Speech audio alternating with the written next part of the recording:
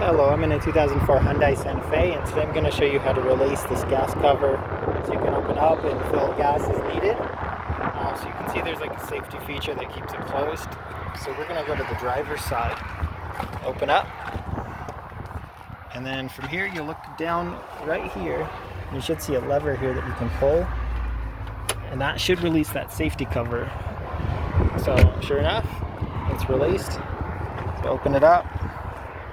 Read any directions as needed, but it just takes regular gas. Unscrew, fill up, screw back on, and then as soon as you're done and close this, it'll have that safety reactivated. So you have to pull that lever again if needed. And if you're having some other issues, maybe you got some gunk stuck in here that's blocking this release that you need to clean out once you are able to find a way to get it to open, or something with that safety that needs addressed for that safety release. But otherwise, I hope this was helpful, and hope you have a wonderful day.